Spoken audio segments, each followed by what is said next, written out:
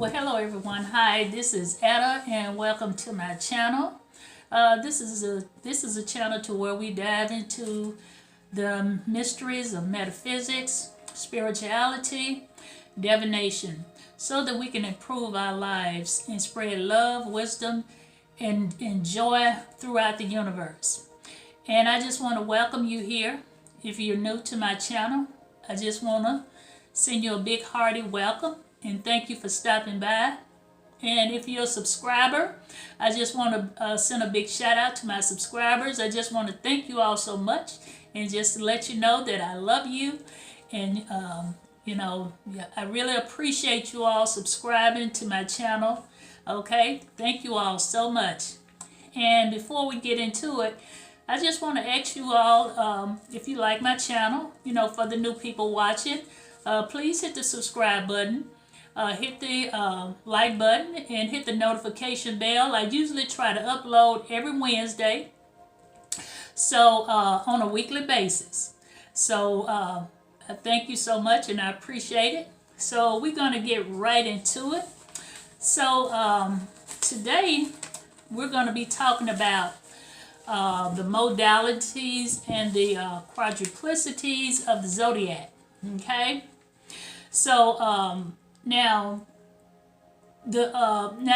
what it is that the modalities is divided into three groups. Okay, we have the cardinal signs, we have the fixed signs, and we have the mutable signs. Okay, and so just to give you each cardinal sign represents different directions of the four winds. Like Aries represents east, and Libra represents the west, and Cancer represents the north, and Capricorn represents the south. Okay, but just to let you know, the zodiac signs I just named, which is Aries, Libra, Capricorn, and Cancer, they're considered to be the cardinal signs.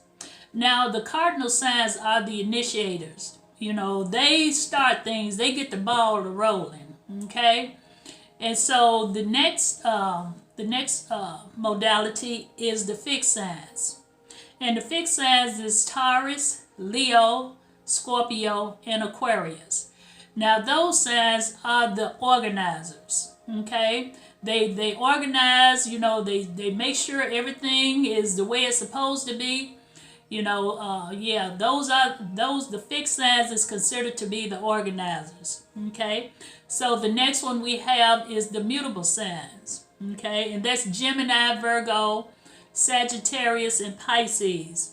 Okay, now they're considered to be flexible and the finishers. Okay, so that's why they call them the modalities. They divided into three groups.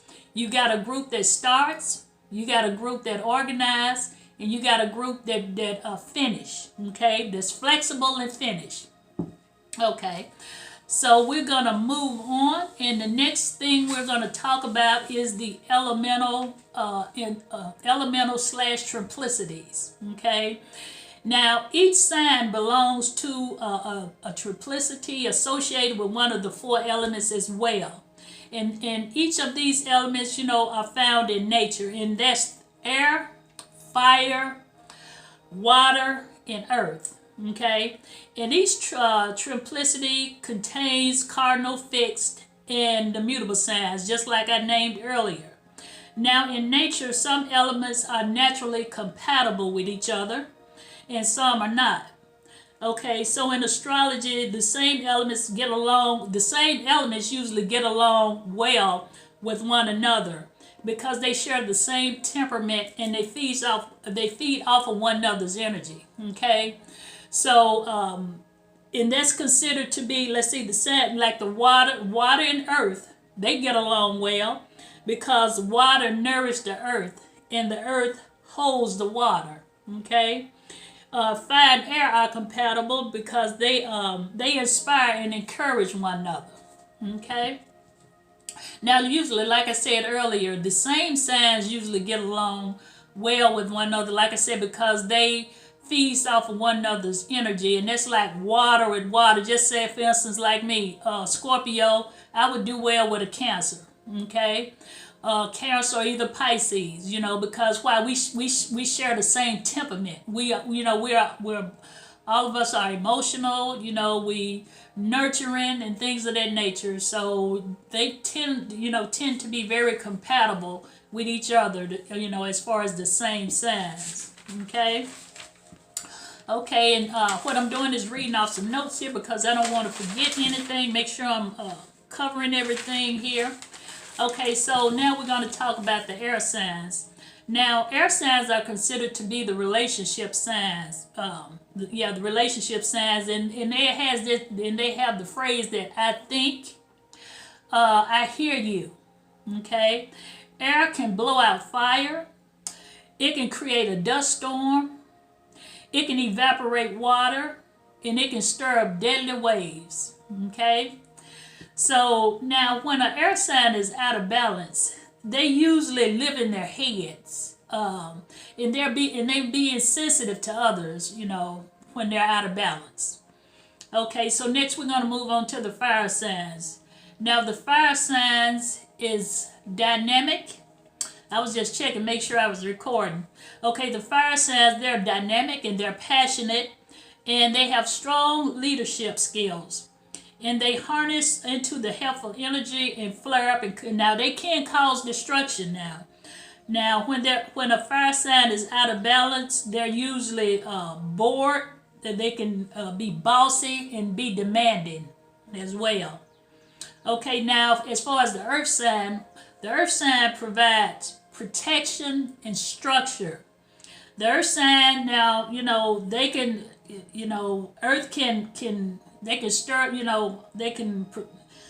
earthquake, landslides, and now earth can extinguish fire in air and obstruct the flow of water. And when an earth sign is out of balance, they're usually materialistic, unimaginative, and resistant to change. Okay? Now we're going to talk about the water signs. Now water dissolves and it blends. And with the phrase of the water sign, it's like, I feel you. Okay? They're sensitive and they're vulnerable. And it takes time for a water sign to trust another. Now, when a water sign is out of balance, they're usually ruled by their emotions. So, water sign have to be, very mindful of that. You can be really ruled by your emotions. Okay?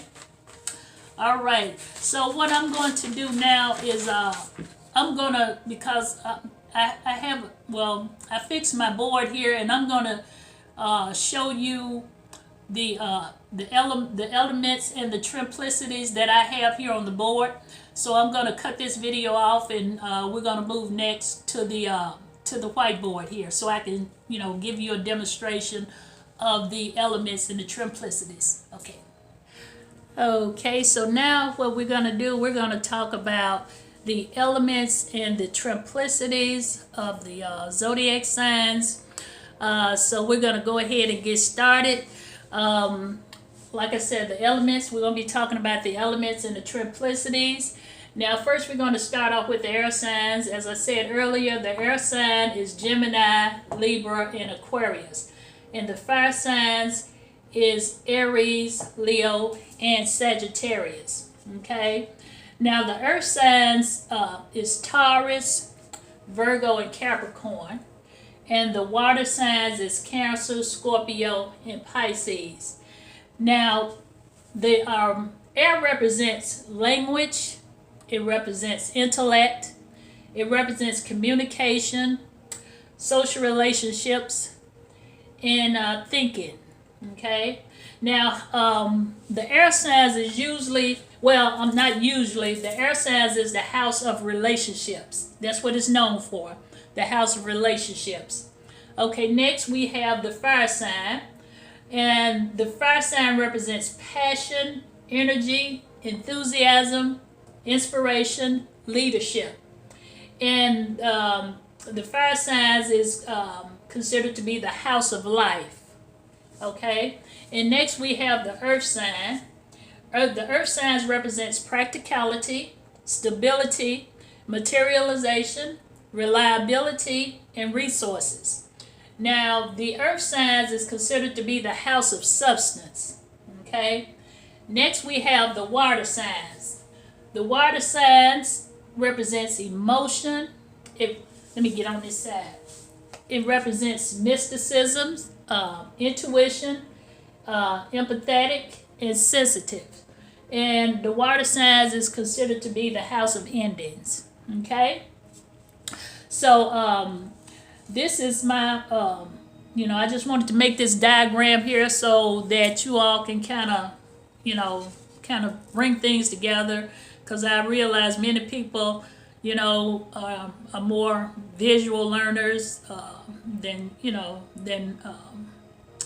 because that's how I learn best. I have to see it. I can hear it all day long, but until I see it. So I hope that this, be a little helpful to many of you.